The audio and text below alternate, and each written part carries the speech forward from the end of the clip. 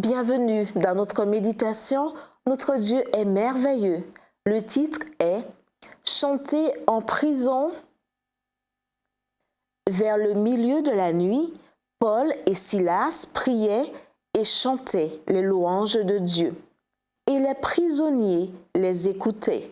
Acte 16, verset 25. Chanter des cantiques en prison, ce lieu de paroles obscènes et de jurons, qui peut avoir cette idée saugrenue?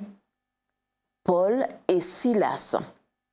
Ces deux serviteurs de Dieu étaient en prison pour avoir libéré, au nom de Jésus-Christ, une servante qui avait en elle un esprit mauvais qui lui laissait prédire l'avenir.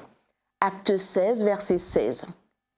Mais au lieu d'être heureux de la libération de la jeune fille, ses maîtres furent mécontents parce qu'elle était une source de revenus importante pour eux. Alarmés par la perspective de la fin de leur profit, ceux-ci firent arrêter Paul et Silas sans le moindre scrupule, sous prétexte qu'ils créaient du désordre dans la ville. Après les avoir frappés de nombreux coups, on les jeta en prison. Verset 23. Alors arriva l'impensable. Vers minuit, Paul et Silas se mirent à chanter les louanges de Dieu, reconnaissant d'être trouvés dignes de subir des outrages pour sa cause. Ils chantaient et les prisonniers écoutaient.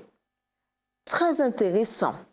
Pourquoi, au lieu de les maudire, ces hommes au cœur endurci les écoutaient-ils? Parce qu'ils se demandaient quels pouvaient être ces hommes qui, dans le froid, la torture et la faim, trouvaient cependant le moyen de se réjouir. Tout à coup, dit l'Écriture, il y eut un violent tremblement de terre qui secoua les fondations de la prison. Toutes les portes s'ouvrirent aussitôt et les chaînes de tous les prisonniers se détachèrent. Verset 26.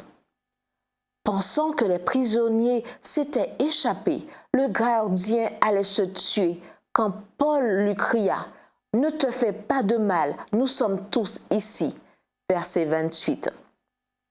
Tremblant, le gardien demanda ce qu'il devait faire pour être sauvé. La réponse fut instantanée. Crois au Seigneur Jésus et tu seras sauvé et ta famille avec toi. Et ils annoncèrent la parole du Seigneur à lui et à tous ceux qui étaient dans sa maison. Il fut aussitôt baptisé ainsi que tous les siens. Versets 31 à 33. Incroyable, n'est-ce pas? Et dire que tout ce qui est arrivé de bien cette nuit-là a commencé par des chants de louanges dans une obscure prison de Philippe. Quelle leçon pouvons-nous tirer de ce récit? Il y en a au moins deux.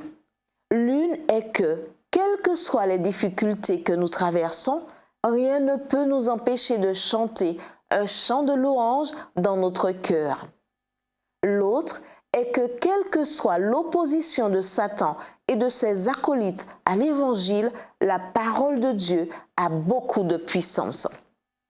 La meilleure du récit est que, non seulement le gardien crut en Jésus-Christ, mais aussi que la jeune fille libérée du mauvais esprit résolut de suivre le Christ.